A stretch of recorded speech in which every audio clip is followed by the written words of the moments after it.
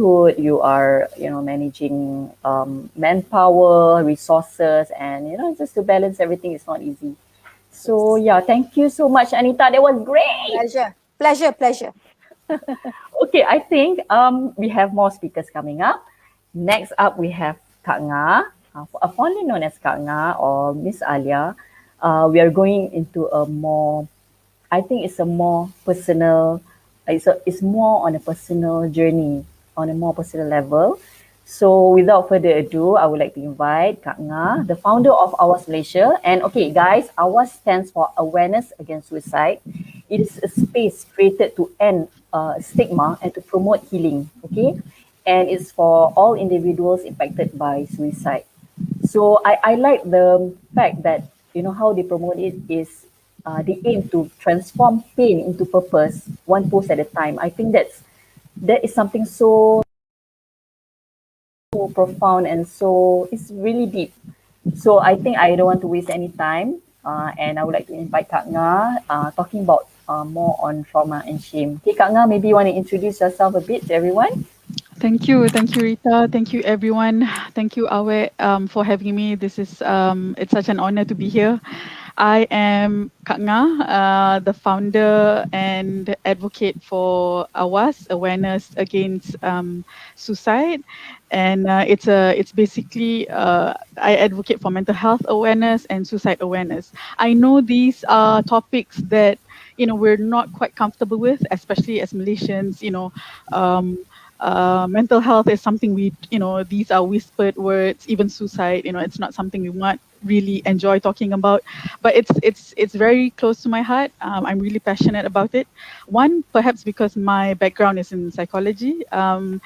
A disclaimer, I'm not a psychologist, by the way. I used to be a mental health professional, but I quit my job and then no longer. And now, life has its way of making us, turning us into, God works in mysterious ways. So I'm back in this field now, not as a mental health professional, but I'm here to advocate for mental health and suicide awareness, simply because I am a suicide loss survivor.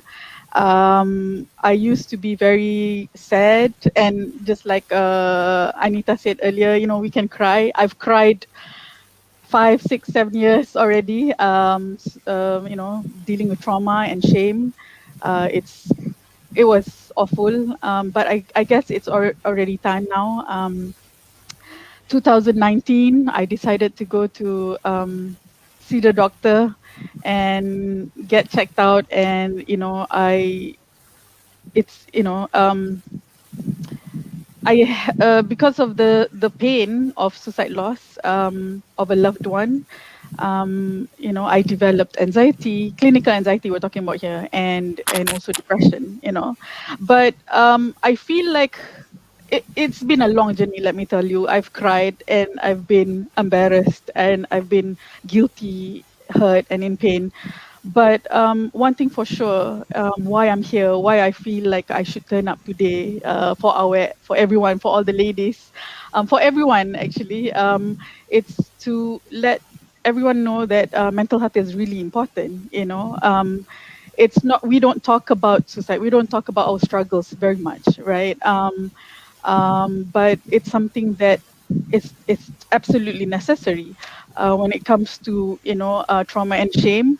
It's people are not comfortable talking about it, and people will never truly understand things that we go through as a suicide loss survivor. So I feel like it's necessary out there. When I was struggling, right, many years ago, about 5, 6, 10 years ago, 5, 6, 7 years ago, there was no help, there was no support, there was no I tried to reach out for help, but there was none, and I was really struggling. And I was to the point of I became suicidal myself, and it was really scary, I felt. And because there was no dialogue, people don't talk about this, I feel like this must be talked about. And although it sounds like I'm the bringer of gray clouds, but to be honest, like I've through this hours, like I've we've managed to gather people through this platform. We've managed to gather suicide loss survivors. They don't really want to talk about. Sometimes it's a support group, but people are sometimes are uncomfortable talking about it. But in a way, after a while, like after setting up the group, after getting people, meeting up people, I'm trying to help people who are suicidal also, and all these things. It's it's such a journey. Even like MCO, talk about MCO. Maybe we can't really say like okay, maybe we can say suicide loss is a trauma, right? But people who lost their jobs, like MCO, for instance, it's still a trauma. It's still a trauma. It's not for us to say, oh, or rape cases are trauma cases, but losing job is not trauma. People who are traumatized, even like LRT, people who were in the Yeah. accident recently, right? They too can be dealing with trauma. So, and the problem with trauma is once people are traumatized, they struggle, they feel shame, they feel embarrassed, because they feel like they cannot function sometimes, and so I feel like these are the things that we need to highlight and talk about and shed light upon, so um yeah, so that's what I do in AWAS. It's a long journey still. It's actually a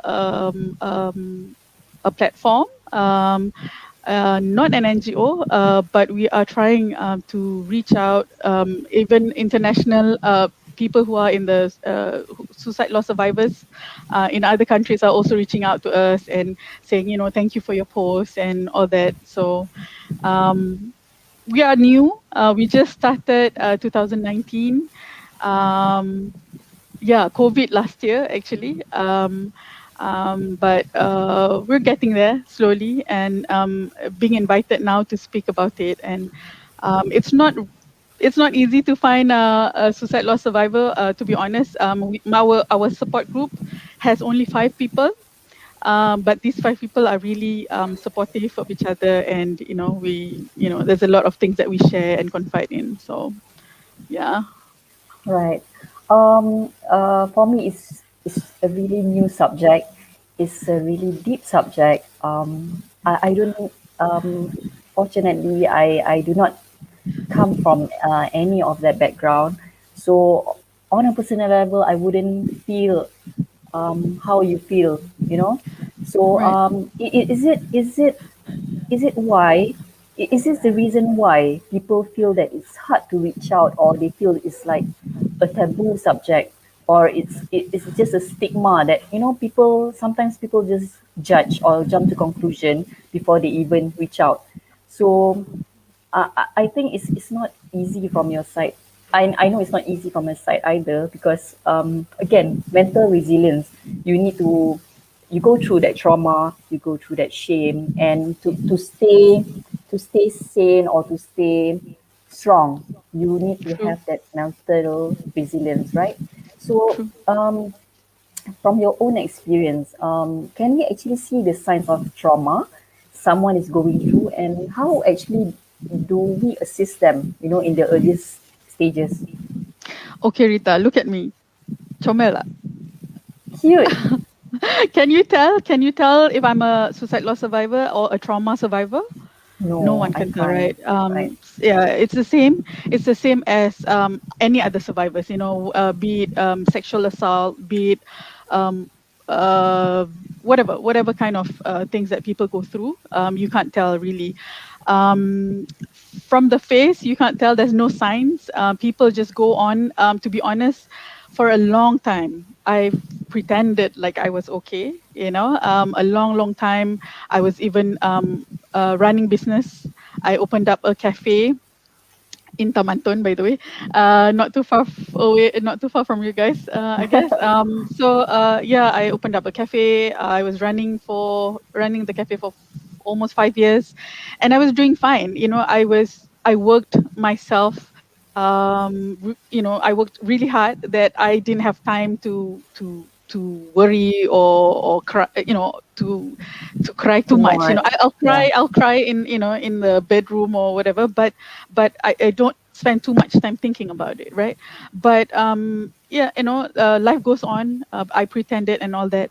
Um, but after a while, when another grief hits, that's the time when this whole thing, it erupted like a volcano, and I feel it's also the same. I cannot speak for everyone. I feel, I'm sure trauma, you can't see the signs. It doesn't say on the face or on the forehead, but one thing for sure is if it has developed into anxiety, into a mental health condition or mental health disorders, that's when you can pick up. But then, even though people, let's say people struggle with sleep, some of the symptoms of trauma, trouble with sleep, flashbacks, um, they cannot sleep, they cannot concentrate, they cannot focus at work, marah-marah, anger issues, or all these things. But still, you can't say it's trauma. Only that person will know that, whatever the things that they are going through and all that, right? So the point is here is to reach out. It's okay to. It's not like Anita said earlier, right? It's okay to cry. It's okay to not be okay.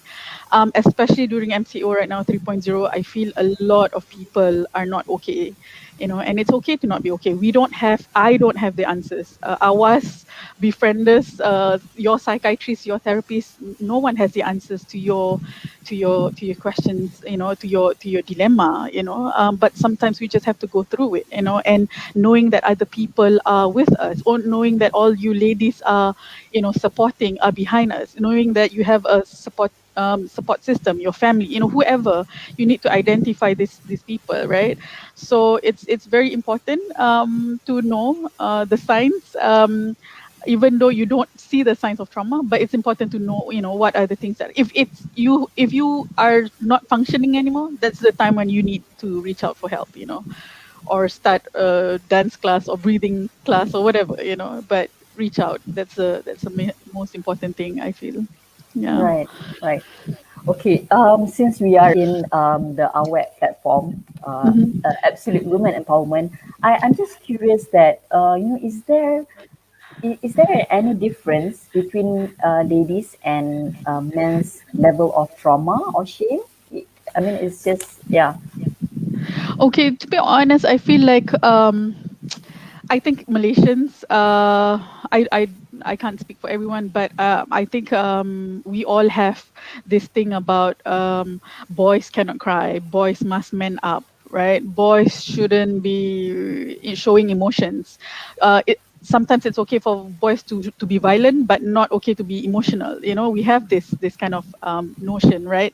I think, even among, Malaysians, whatever race, they but